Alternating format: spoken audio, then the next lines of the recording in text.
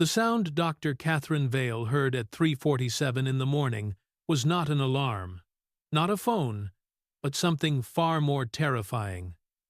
Silence. For 6 months, her daughter Maya's breathing had been a constant soundtrack in their penthouse, ragged, wet, struggling. The mechanical hum of the 20 Prabra nebulizer, the oxygen concentrator's rhythmic pulse. These sounds had become Catherine's lullaby, proof that her 8-year-old daughter was still fighting, still alive. But now, in the blue dark hours before dawn, there was nothing. Catherine bolted upright, her silk sheets tangling around her legs as she ran barefoot across the cold marble floor. Her heart slammed against her ribs so hard she thought it might crack through bone. The master suite of her Boston Harbor penthouse suddenly felt impossibly vast, every step an eternity. "Maya!" she gasped, bursting through the door. The child's room glowed with the soft, amber light of medical equipment. IV poles stood like skeletal guards. A hospital bed, imported from Switzerland, dominated the space. And there, small and still beneath white sheets, lay Maya, not moving, not breathing. Catherine's scream tore through the penthouse, raw and animal. She lunged for her daughter, pressing her ear to the tiny chest, feeling for the heartbeat she'd counted 1,000,000 times. They're faint, irregular, but there. Maya's lips were blue-tinged. Her eyelids fluttered but didn't open. "No, no, no, no," Catherine choked, hands shaking as she grabbed her phone. She dialed Dr. Vance, Maya's primary pulmonologist, the man who had promised her the best care money could buy. He answered on the third ring, voice thick with sleep. "She's not breathing right," Catherine interrupted, her voice breaking into fragments. "Her oxygen saturation is dropping. The machine says 78. That's critical, isn't it? Tell me what to do." If you're enjoying this story so far, don't forget to hit the like button and subscribe. Drop a comment telling me where in the world you're watching from. I love hearing from you. Call 911 immediately, Dr. Vance said, suddenly sharp and awake. "I'll meet you at Mass General. Don't wait. Go now." The ambulance arrived in 7 minutes. Paramedics swarmed the penthouse, their boots leaving marks on floors that cost more per square foot than most people's rent. They worked with efficient precision, placing an oxygen mask over Maya's face, checking vitals, loading her onto a ben, a stretcher so small it looked like a toy. Catherine followed in a daze, still in her pajamas, barefoot, her dark hair wild around her pale face. She was Catherine Vale, CEO of Vale Pharmaceuticals, a woman who controlled billions, who had built an empire from a single patent, who sat on boards and commanded boardrooms with a word. But right now, she was just a mother. 40 blocks away, in a cramped 2-bedroom apartment in Dorchester, Daniel Torres was wide awake. He hadn't slept well in 3 years, not since his wife Anna had died of an undiagnosed autoimmune disease that ravaged her lungs in 6 brutal months. Not since he'd been left alone with their daughter, 7-year-old Sophia, who still asked when Mama was coming home. Daniel sat at the kitchen table, a single lamp casting yellow light over a stack of medical journals he'd borrowed from the library. He wasn't a doctor. He was a janitor at Vale Pharmaceuticals' research tower, the gleaming 30-story monument to biotech innovation that loomed over the innovation district like a crystal fortress. But before Anna died, before medical bills buried him, before grief hollowed him out, Daniel had been a respiratory therapist. He'd worked in ICUs. He'd understood lungs, oxygen, life, and the fragile machinery that kept people breathing. He'd had to let his license lapse, couldn't afford the renewal fees, couldn't afford the malpractice insurance, couldn't afford anything except Sophia's after-school program and rent that kept climbing while his wages stayed frozen. So now, he mopped floors in the same building where researchers worked on treatments he could never afford, where Catherine Vale walked past him every night without seeing him, where he was invisible. But he still read, still studying, still remembered. Tonight he was reading about pediatric idiopathic pulmonary fibrosis, a rare and brutal disease where scar tissue slowly replaces healthy lung tissue, suffocating children from the inside out. It was a disease with no cure, only management, only borrowed time. His phone buzzed. A text from his supervisor. "Emergency. Need you at the tower. Now. Bring your keys." Daniel frowned. It was 4 in the morning. His shift didn't start until 6. He glanced at Sophia, asleep in her bed, her small chest rising and falling in the steady rhythm he checked every night.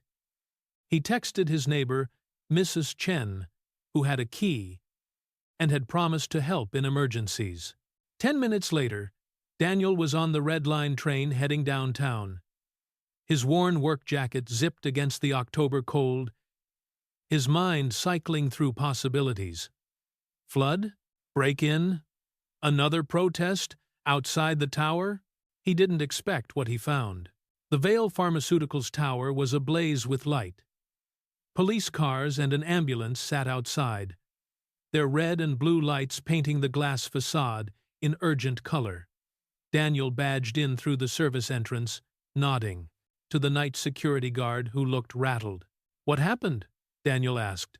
"CEO's daughter." The guard whispered, eyes wide. "Collapsed. They're bringing her here instead of the hospital. Vale's got a private medical suite on the top floor." Daniel's stomach twisted.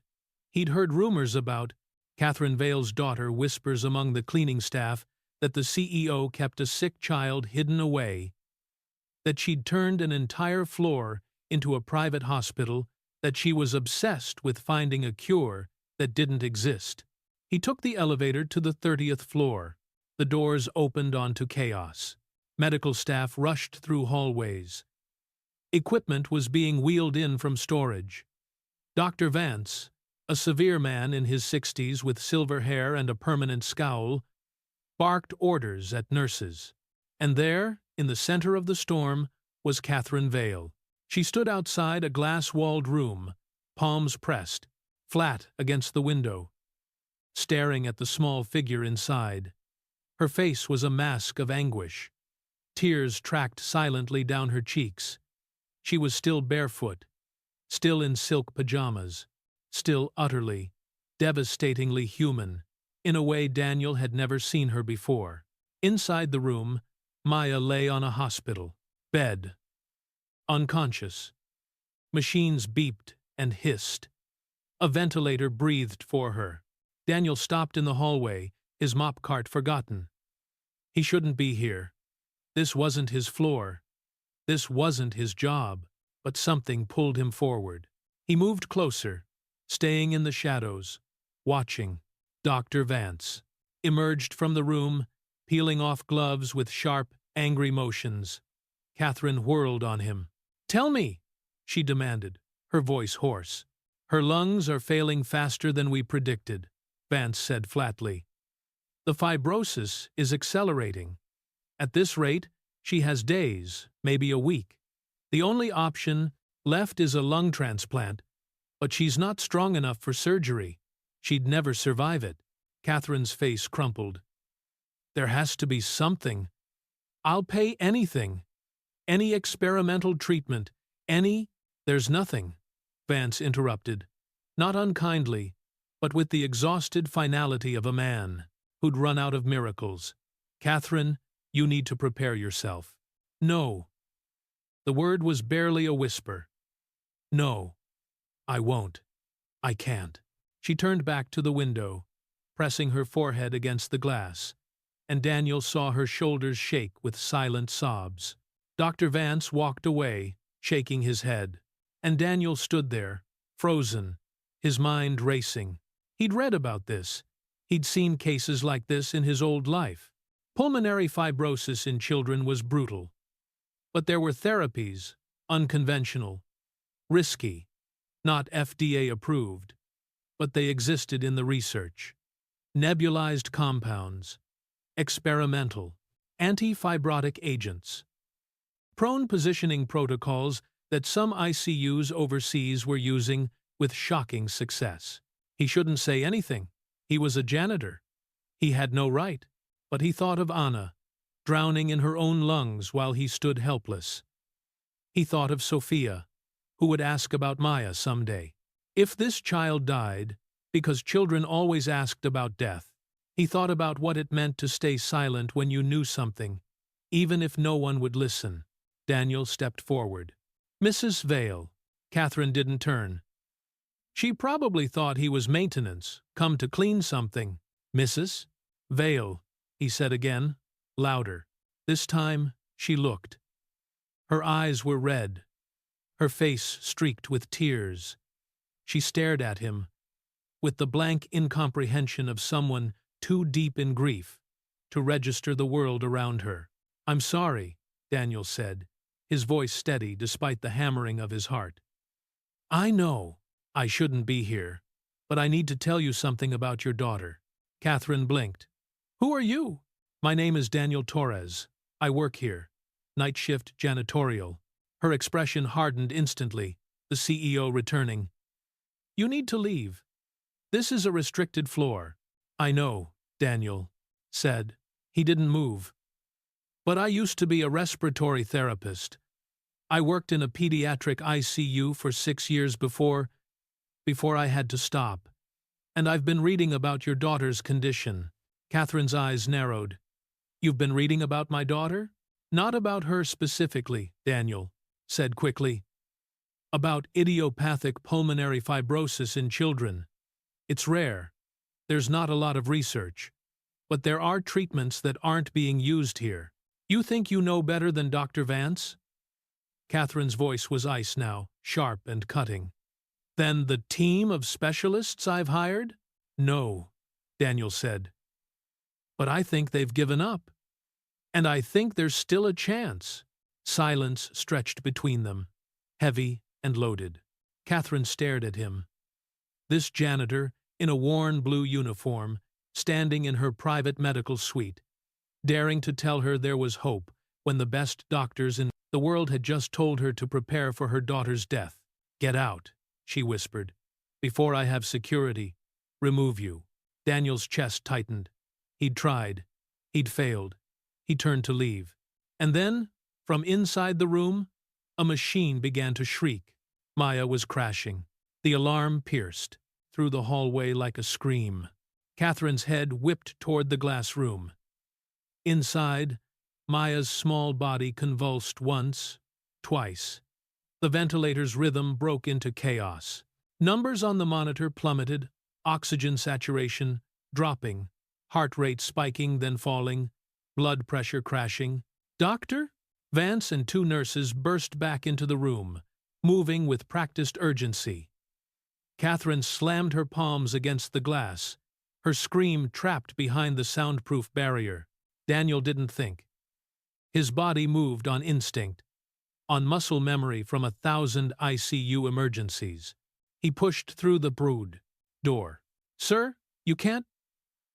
Her airways collapsing, Daniel said, his voice cutting through the chaos with surgical precision. The ventilator pressure's too low. She needs manual bagging, and you need to prone her. Now, Dr. Vance looked up, eyes blazing. Who the hell are you? Someone who knows you're about to lose her if you don't listen. Daniel shot back. He pointed at the monitor. Look at her CO2 levels. She's retaining carbon dioxide because the fibrotic tissue is creating dead space. Standard ventilation isn't working. You need to increase PEEP. Switch to pressure control and get her face down so gravity can help drain the fluid. This is insane, Vance snapped. Security! But one of the nurses, young, with sharp eyes, looked at the monitor, then at Daniel. Doctor, he's right about the CO2. It's climbing fast. Maya's lips were turning blue. Her small chest barely moved. Catherine appeared in the doorway, her face white as bone. Do what he says. Vance turned on her. Catherine, this man is not qualified.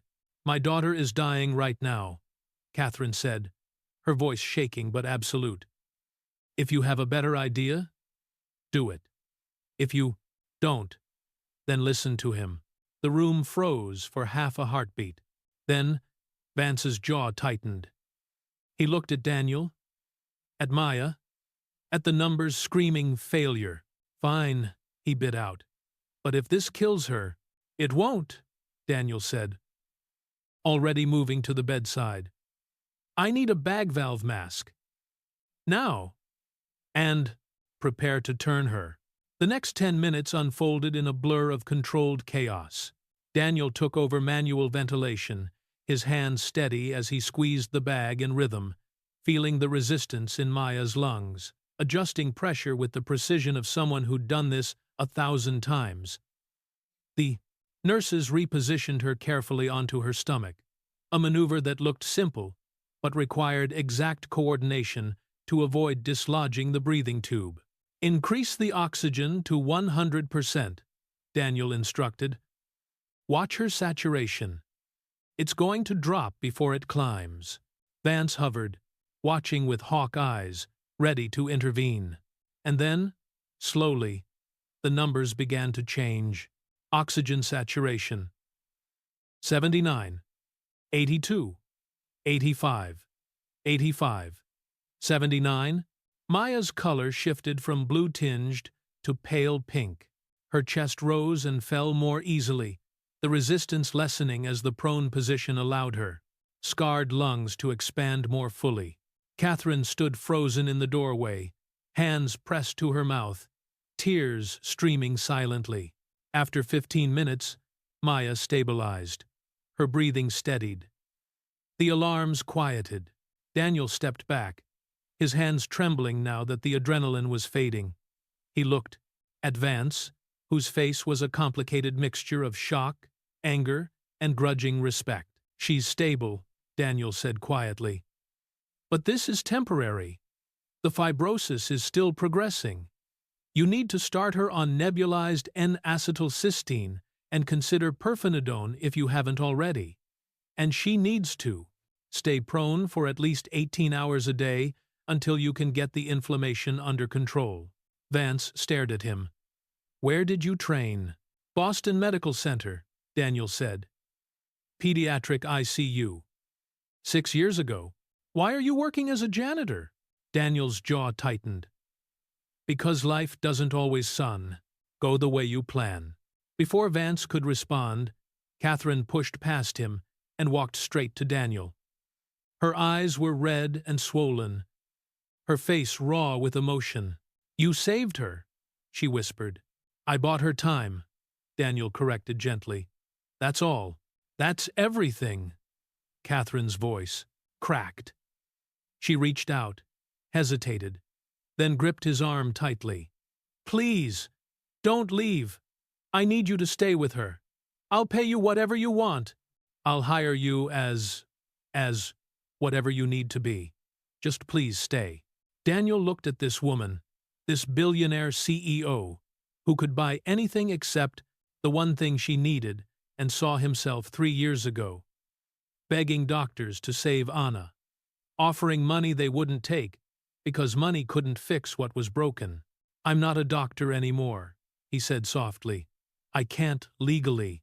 I don't care about legal, Catherine interrupted, desperation sharpening her voice. I care about my daughter. You did in 10 minutes what a team of specialists couldn't do in 6 months.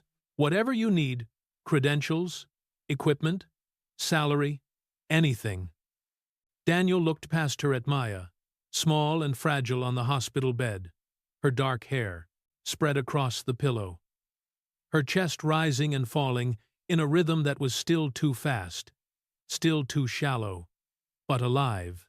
He thought of Sophia, asleep at home, who would wake up soon and ask where Papa had gone. He thought of the student loans still crushing him, the expired license he couldn't afford to renew, the life he'd lost and the smaller, harder one he'd built in its place. And he thought of Anna, who had died because he hadn't known enough, hadn't pushed hard enough, hadn't fought the doctors who dismissed him. "I need to make a phone call," Daniel said, "to my daughter. And then, we need to talk about what's really going on with Maya." An hour later, after Sophia had been reassured by a groggy Mrs. Chen and promised pancakes for breakfast, Daniel sat across from Catherine in a small conference room adjacent to Maya's medical suite. Dawn light was beginning to break over Boston Harbor, painting the glass walls in shades of gold and pink. Catherine had changed into jeans and a sweater, the first time Daniel had ever seen her in anything other than tailored business suits. She looked smaller somehow, more human, exhausted in a way that went deeper than physical tiredness. Dr. Vance had left after grudgingly admitting that Daniel's intervention had worked. The other medical staff had been dismissed. It was just the two of them now. "Tell me everything," Catherine said. "No corporate speak, no medical jargon. Just tell me what's happening to my daughter." Daniel pulled out a small notebook, worn, pages dog-eared from constant use. He'd been carrying it for months, filling it with research, desperate to understand the disease that had taken Anna. "Maya has idiopathic pulmonary fibrosis," he began, "which means her lungs are forming scar tissue faster than her body can repair it. Eventually, the scar tissue will replace all the healthy tissue, and she won't be able to breathe at all." Catherine's face tightened, but she nodded. "I know this. The doctors have told me." "What they probably haven't told you," Daniel continued, "is that there's a theory not proven, not FDA approved, but supported by emerging research that some cases of pediatric pulmonary fibrosis aren't idiopathic at all. They're autoimmune." Catherine leaned forward. "Meaning what?" "Meaning Maya's own immune system might be attacking her lungs.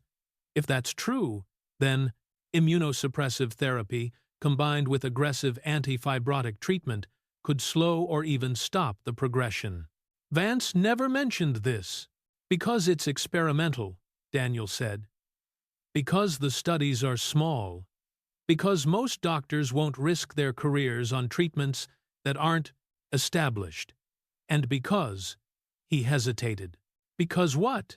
"Because insurance doesn't cover it. It costs hundreds of thousands of dollars. Most families can't afford to try." Catherine's laugh was bitter, sharp-edged. "Money is the one thing I have. Then we need to test her for autoimmune markers," Daniel said. "Antinuclear antibodies, anti-fibroblast antibodies, inflammatory cytokines. We need a full immunological workup. If I'm right, we can start treatment immediately." Catherine stared at him, something shifting behind her eyes. "Why are you doing this?" "What do you mean?" "You're a janitor in my building. You could have walked away. Let the doctors handle it. Kept your head down. Why risk getting involved?" Daniel was quiet for a moment, his fingers tracing the edge of his notebook. 3 years ago," he said finally, "my wife died of an autoimmune disease that destroyed her lungs. The doctors kept telling us it was stress, that she needed to rest, that it would get better. By the time they figured out what was really wrong, it was too late." His voice was steady, but Catherine saw the grief flickering in his eyes like a candle that had never quite gone out. "I stood there and watched her suffocate," Daniel continued. "And I couldn't do anything because I wasn't a doctor. I was just a respiratory therapist, just support staff. And nobody listened." He looked up at Catherine. "So, when I saw your daughter crashing, when I heard that doctor tell you there was nothing left to try, I couldn't walk away. Because maybe I can't save everyone. But if there's even a chance I can save one child, then I have to try." Catherine's eyes filled with tears. She pressed her hand to her mouth, struggling to maintain composure. "I'm sorry," she whispered. About your wife. Me too. They sat in silence for a moment, the weight of shared grief settling between them like a bridge neither had expected to cross. Finally, Catherine wiped her eyes and straightened her shoulders. When she spoke, her voice carried the steel that had built an empire. "Here's what's going to happen," she said. "I'm hiring you, not as a janitor, as Maya's primary respiratory specialist. I'll have my legal team draft paperwork that covers any licensing issues. You'll work directly with Vance and the medical team. Whatever tests you need, whatever treatments, whatever equipment you tell me, and it happens. Immediately." "Mrs. Vale." "Catherine," she interrupted. "And I'm not finished. You have a daughter." "Sophia, you said?" Daniel nodded, surprised she'd remembered. "She'll be enrolled in the best private school in Boston. Monday. I'll arrange for before and after school care, transportation, whatever you need. You're going to be spending long hours here. Your daughter shouldn't suffer for it." Daniel's throat tightened. "I can't accept?" "Yes, you can," Catherine said firmly. "Because you're going to save my daughter's life. And because for the first time in 6 months, I actually believe that might be possible." She stood, extending her hand. Daniel rose and shook it. Her grip was strong, certain, the handshake of someone accustomed to making deals that changed the world. "We start today," Catherine said. "Right now. What do you need first? If you're hooked on this story, make sure to subscribe and turn on notifications so you never miss an upload. Your support means everything and helps me bring you more emotional stories like this one." Daniel pulled out his notebook, flipping to a page covered in dense handwriting. "I need a lab. A real one, not just diagnostic equipment. I need access to your pharmaceutical research division, and I need you to call every immunologist and pulmonologist you know and tell them to send me their data on pediatric autoimmune lung disease." Catherine pulled out her phone. "Done. What else?" "I need Maya's complete medical history. Every test, every scan, every failed treatment. I need to know what's been tried, so I know what not to waste time on. You'll have it within the hour. And—" Daniel hesitated. "What?" "I need you to trust me," he said quietly. "Makes sense. Even when other doctors tell you I'm wrong. Because some of what I'm going to try isn't textbook medicine.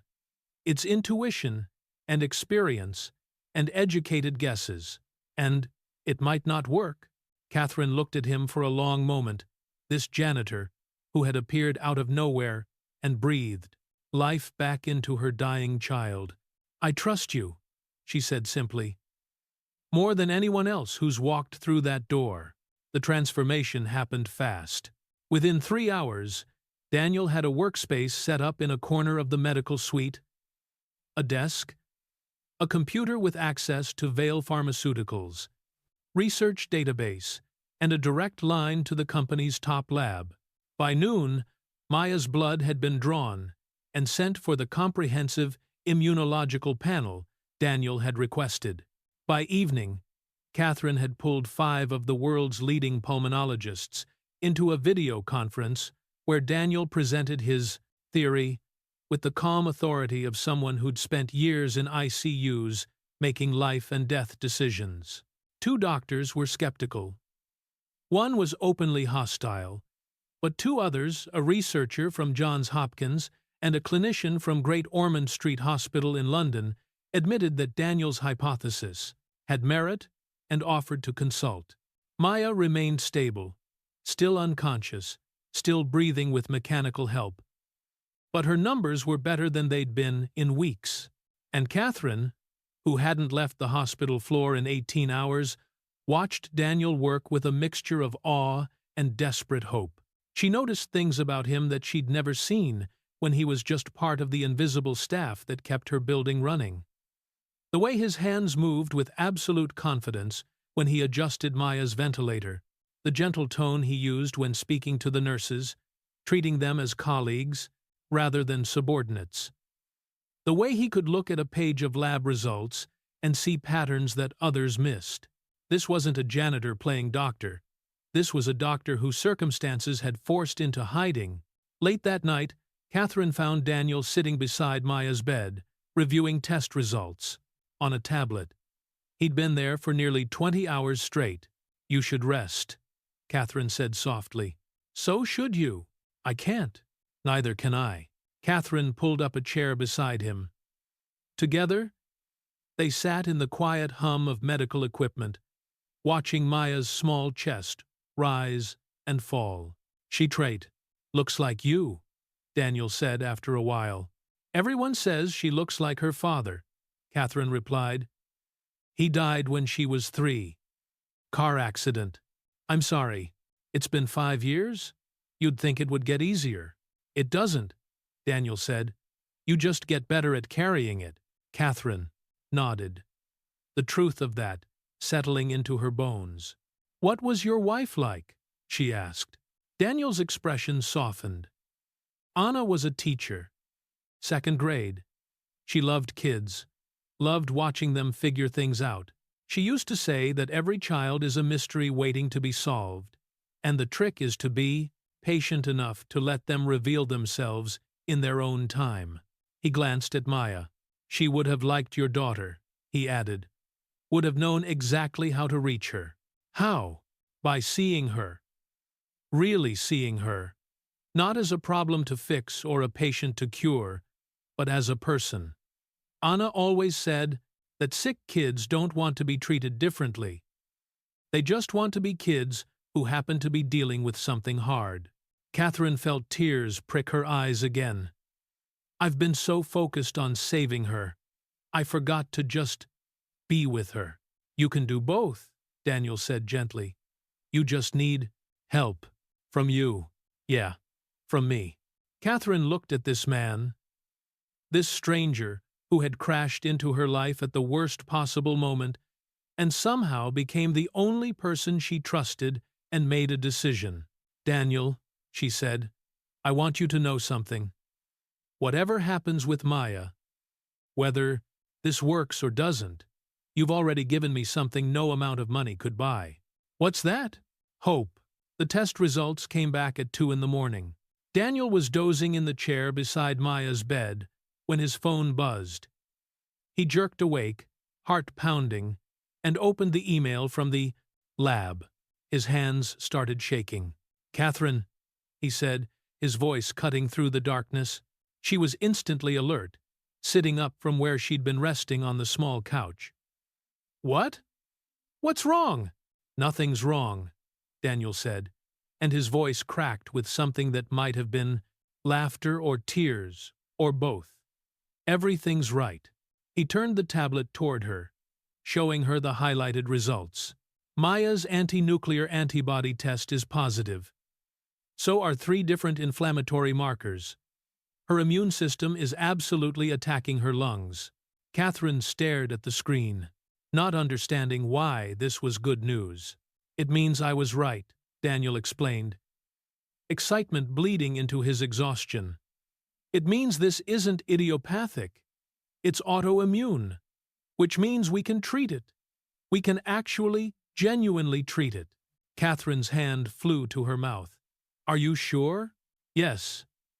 Daniel was already pulling up research papers, treatment protocols, pharmaceutical databases.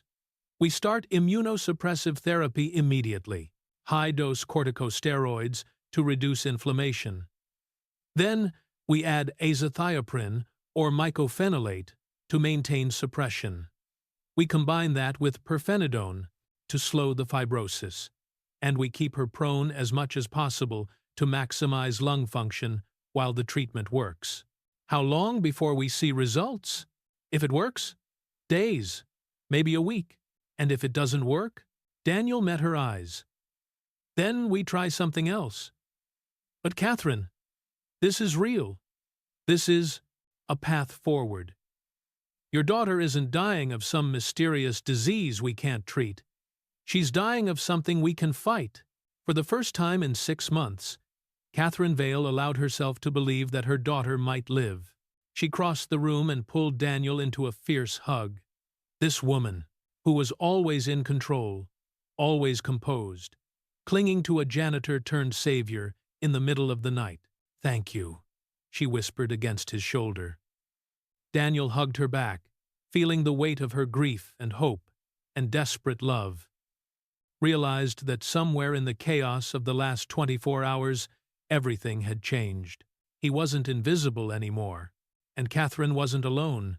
The first 48 hours of treatment were the longest of Catherine's life.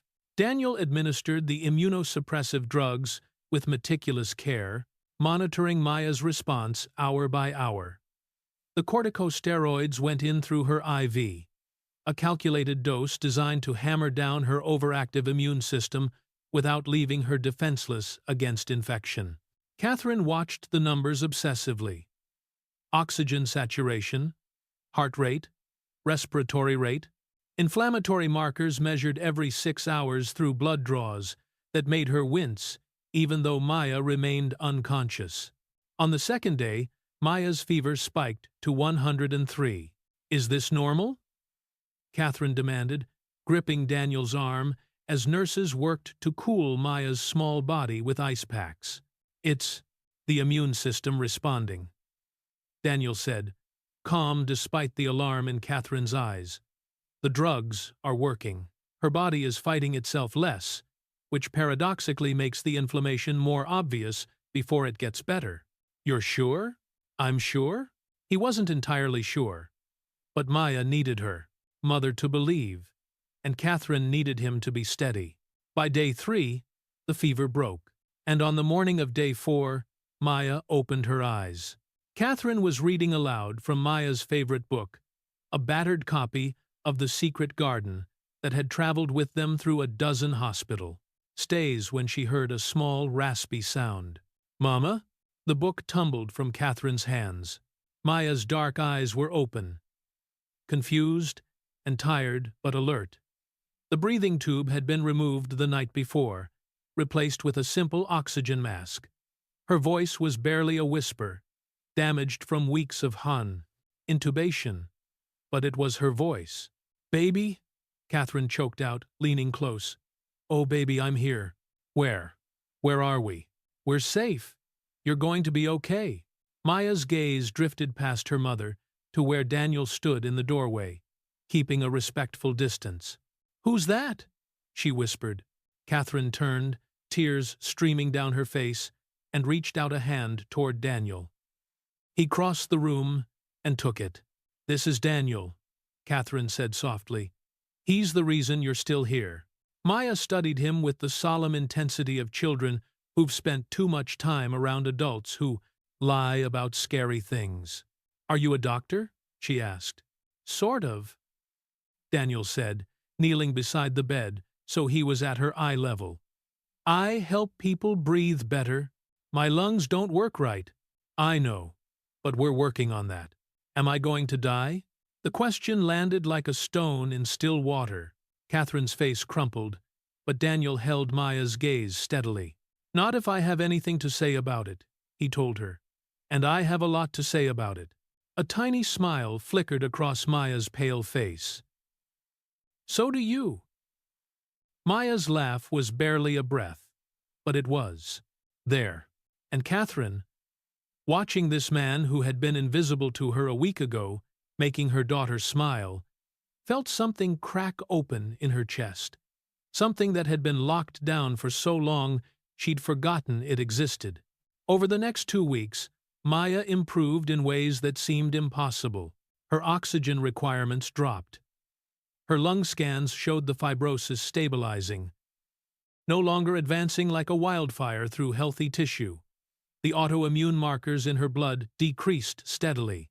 She began spending hours awake, talking to the nurses, drawing pictures, asking Daniel endless questions about how lungs worked and why breathing was so complicated. "Your lungs are like balloons," Daniel explained one afternoon, using his hands to demonstrate. But your balloons got sort of stiff and sticky inside, so they don't inflate as easily. The medicine is helping unstick them. Will they ever be normal? They'll be better. Good enough that you can do most things other kids do. Can I run? Eventually. With practice. Can I go to school? Definitely. Maya considered this. Will you still visit me when I'm better? Daniel glanced at Catherine, who was pretending to work on her laptop in the corner, but was clearly listening. I'll visit as much as you want, he promised. Good. Because you're my favorite person who isn't Mama. Catherine's eyes filled with tears. She didn't bother hiding them anymore. 3 weeks after that desperate early morning, Daniel sat in Catherine's office, the real one, 50 floors above the medical suite, with floor-to-ceiling windows overlooking Boston Harbor. He'd never been in this room before. As a janitor, he'd cleaned the executive floors, but never during business hours, never when the CEOs and VPs were actually present. Now Catherine sat across from him, looking every inch the billionaire executive in a charcoal suit, her dark hair pulled back severely, her expression unreadable. I've spoken with the medical board, she said without preamble. With my legal team. With Vance and the other specialists. Daniel's stomach tightened. Here it comes, he thought. Thank you, and goodbye. The generous check and the non-disclosure agreement. And, he managed, and they all agree that what you did was extraordinary. Risky, technically illegal in about 6 different ways, and absolutely extraordinary. Catherine, I'm not finished. She leaned forward, her eyes intense. I'm establishing a new division within Vale Pharmaceuticals, specialized treatment and research for rare pediatric pulmonary diseases. You'll run it. Daniel stared at her. What? What? I'm offering you a position as director of pediatric respiratory research. Full medical credentials will be arranged. I have connections at every major hospital and medical board in the country. Your license will be reinstated, backdated, and enhanced with teaching credentials. Salary is $1.5 million annually, plus full benefits, research budget, and a team of your choosing. The numbers didn't make sense in Daniel's head. They were too large, too impossible. I can't, he started. You can, Catherine interrupted. And you will, because there are thousands of children out there like Maya, dying from diseases that doctors have given up on. Children whose parents don't have my resources, don't have my power, don't have someone like you who sees what others miss. She stood, circling around the desk, to sit on the edge, directly in front of him. You gave me my daughter back, she said quietly. All the corporate steel, melting away. Let me give you your life back. Daniel's throat was tight. Sophia will be taken care of. The best schools, the best opportunities, whatever she needs. And you'll actually be able to be present for her because you won't be working 3 jobs just to survive. Why? Daniel asked. Why are you doing this? Catherine's smile was sad and knowing. Because a week ago, I would have walked past a janitor without seeing him. I would have dismissed someone without credentials. I would have been so arrogant in my privilege that I would have let my daughter die rather than listen to someone I considered beneath me. She reached out and took his hand. You didn't just save Maya, she said. You saved me from becoming someone who couldn't see people anymore, who only saw roles and titles and usefulness. Daniel looked at their hands, hers perfectly manicured, his scarred and calloused from years of physical labor, and saw the distance they'd crossed.